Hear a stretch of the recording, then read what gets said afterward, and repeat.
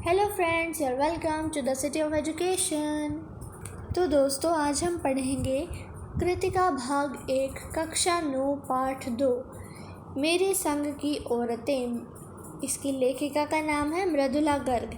वो इसमें अपने जीवन के बारे में लिखती हैं। वो लिखती हैं, मेरी एक नानी थी, जाहिर है, पर मैंने उन्हें कभी देखा नहीं। मेरी माँ की शादी होने से पहले ही उनकी मृत्यु हो गई थी। वो कह रही हैं कि उनकी एक नानी थी, पर उन्होंने अपनी नानी को कभी देखा नहीं था, क्योंकि जो लेखिका की जो मदर थी, उनकी जो माँ थी, उनकी शादी से पहले ही उनकी नानी की मृत्यु हो गई थी। शायद नानी से कहानी न सुन पाने के कारण बाद में हम 3 बहनों को खुद कहानियाँ कहनी पड़ी। लेखिका थी और उनकी 2 बहनें और थी। लेखिका और उनकी 2 बहनें, 3 बहनें हुई। तो ये कह रही हैं कि शायद इन्होंने अपनी नानी की कहानियाँ नहीं सुनी, इसी कारण से ये तीनों बहनें बाद में इन्हें खुद ही कहानियाँ कहनी पड़ी। नानी से कहानी भले न सुनी हो, नानी की कहानी ज़रूर सुनी उन्होंने। नानी से कहानी तो सुन नहीं पाई वे, पर उन्होंने नानी के बारे में ज़रूर सुना था, और बहुत बाद में जाकर उसका असली मर्म समझ में आया। बाद में जाकर उन्हें इसका सार समझ में आया। पहले इतना ही जाना कि मेरी नानी पारंपरिक अनपढ़ पर्दानशी औरत थी। पहले लेखिका इतना ही जान पाई कि जो उनकी जो नानी थी, फिर पारंपरिक मतलब परंपरा के अनुसार चलने वाली, अनपढ़ मतलब बिना पढ़ी लिखी, पर्दानशी मतलब पर्दा करने वाली औरत थी, जिनके पति शादी के तुरंत बाद उन्हें छोड़कर बैरिस्ट्री पढ़ने विलायत चले गए थे। जो लेखिका की जो नानी थी, उनके जो पति थे, वो शादी के तुरंत बाद उन्हें छोड़कर बैरिस्ट्री पढ़ने के लिए विदेश में चले गए थे। कैम्ब्रिज विश्वविद्यालय से डिग्री लेकर जब वे लौटे और विलायती रीति रिवाज के संग ज़िंदगी बसर करने लगे, तो नानी के अपने रहन सहन पर उसका कोई असर नहीं पड़ा। न उन्होंने अपनी किसी इच्छा, आकांक्षा या पसंद नापसंद का इजहार पति पर कभी किया। वो कह रहे हैं कि जब वे कैम्ब्रिज विश्वविद्यालय से डिग्री लेकर जब वे लौटे, तो विदेशी रीति रिवाज के संग ज़िंदगी बिताने लगे। तो जो लेखिका की जो नानी थी, उन्होंने अपने जीवन पर विलायती रीति रिवाज का कोई असर नहीं पड़ने दिया, और न उन्होंने अपनी किसी इच्छा को, पसंद नापसंद को, आकांक्षा को अपने पति पर कभी थोपा। यहाँ पर लिखा हुआ है पर्दानशी वन, मतलब कि ये जो वर्ड है, इसका मीनिंग है पर्दा करने वाली स्त्री।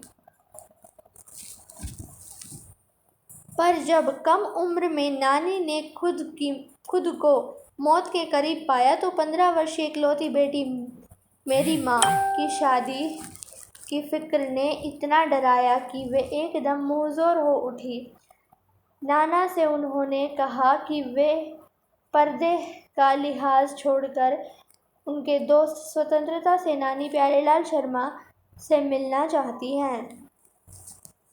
लेखिका की जो नानी थी, उनकी कम उम्र थी, तो अपनी मृत्यु को निकट देखकर उन्होंने अपनी 15 वर्षीय इकलौती बेटी जो थी उनकी, मेरी माँ मतलब कि जो लेखिका की जो मदर है, उनकी जो माँ है, वो उनकी नानी की बेटी थी और वो इकलौती बेटी थी, तो उनकी शादी की फिक्र ने उन्हें इतना डराया। उनकी एक इकलौती बेटी थी लेखिका की माँ, तो उनकी शादी की फिक्र ने उन्हें इतना डराया कि वे एकदम मुंहजोर हो उठी।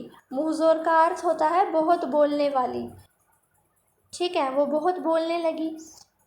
नाना से उन्होंने इतना कहा कि वे पर्दे का लिहाज छोड़कर उनके दोस्त स्वतंत्रता सेनानी प्यारेलाल शर्मा से मिलना चाहती हैं। उन्होंने अपने पति से कहा कि वे पर्दे का लिहाज छोड़कर उनके दोस्त स्वतंत्रता सेनानी प्यारेलाल शर्मा से मिलना चाहती हैं। सब दंग रह गए, हैरान रह गए। क्यों? जिस पर्दानशी औरत ने पराए मर्द से क्या, खुद अपने मर्द से मुंह खोलकर बात नहीं की थी, आखिरी वक्त में अजनबी से क्या कहना चाह सकती हैं।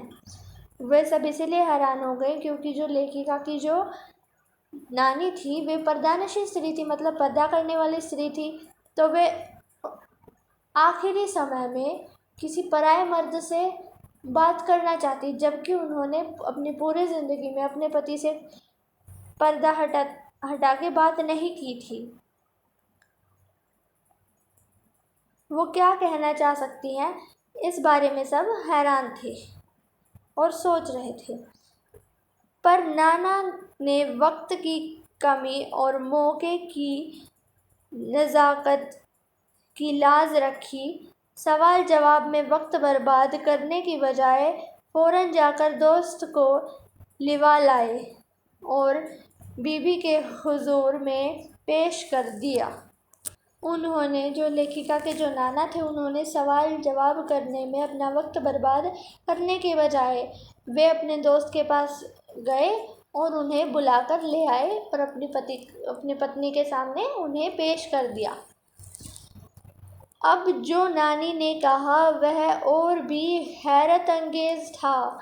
उन्होंने कहा, मतलब कि आश्चर्यजनक था। जो लेखिका की नानी ने कहा, वचन दीजिए कि मेरी लड़की के लिए वर आप तय करेंगे। मेरे पति तो साहब हैं और मैं नहीं चाहती मेरी बेटी की शादी साहबों के फरमाबरदार से हो। उन्होंने कहा कि मेरी बेटी की शादी आप ही करवाइए, मतलब उनका जो वर है, उनकी जो बेटी का जो वर है, वे आप ही अपने समान ढूंढिए। कोई स्वतंत्रता का दीवाना लड़का खोजिए। मेरे जो पति हैं ये तो साहब हैं, मतलब कि अंग्रेज़ों के भक्त हैं, और मैं नहीं चाहती कि मेरी जो बेटी है उसकी शादी अंग्रेज़ के किसी भक्त से हो। फरमाबरदार मतलब कि अंग्रेज़ के किसी भक्त से हो। आप अपनी तरह आज़ादी का सिपाही ढूंढकर उसकी शादी करवा दीजिएगा।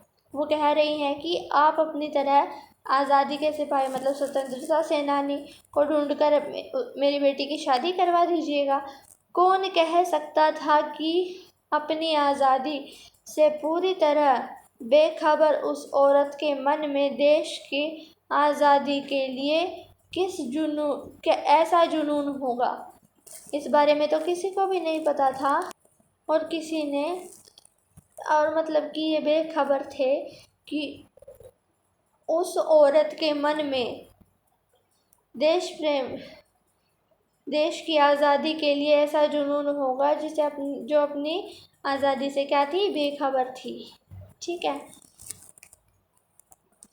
बाद में समझ में आया कि दरअसल वे निजी जीवन में भी काफ़ी आज़ाद ख्याल रही होंगी।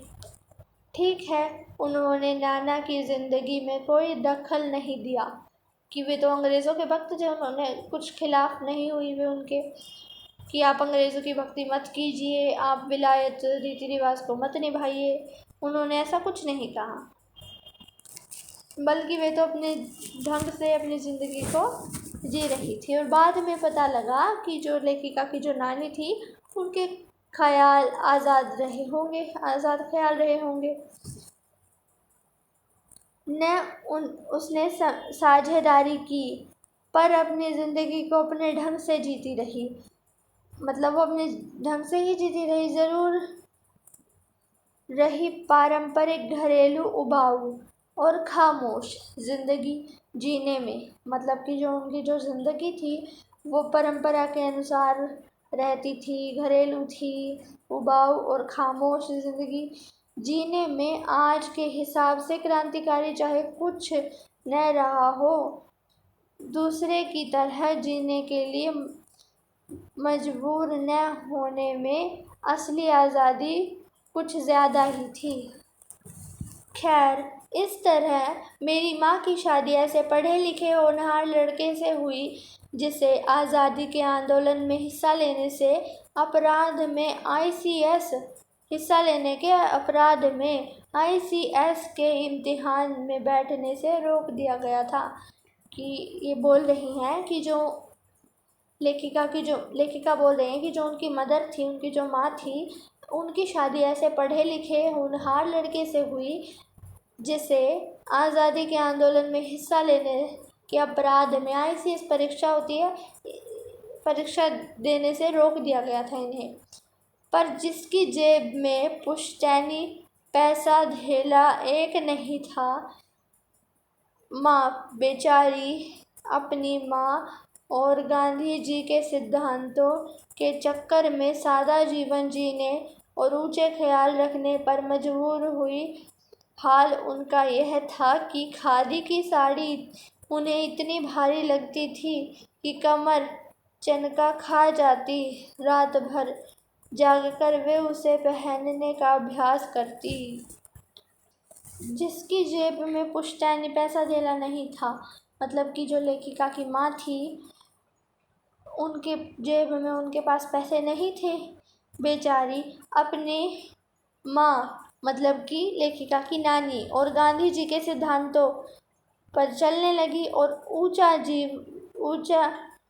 ऊंचे विचार, सादा जीवन ऊंचे विचार वाले ख्याल रखने पर मजबूर हो गई। उनका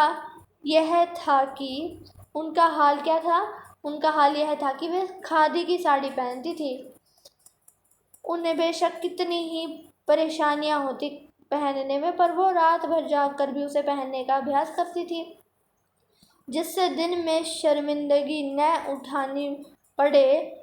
वे कुछ ऐसी नाजुक थी कि उन्हें देखकर उनकी सास यानी मेरी दादी ने कहा था, हमारी बहू तो ऐसी है कि धोई पोंछी और छीके पर टांग दी।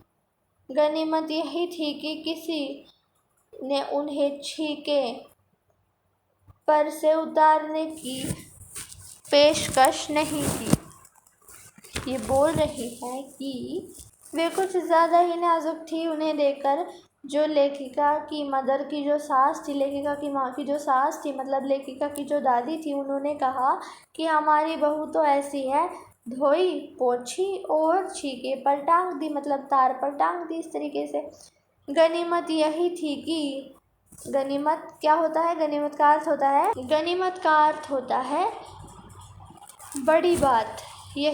बड़ी बात यही थी कि किसी ने उन्हें छीके पर से उतारने की पेशकश नहीं की थी। सो दोस्तों, आज के लिए बस इतना ही। मिलते हैं आपसे अगले वीडियो में, तब तक के लिए take care, bye bye. Channel को सब्सक्राइब करना, वीडियो को लाइक करना एंड शेयर करना। Thanks for watching.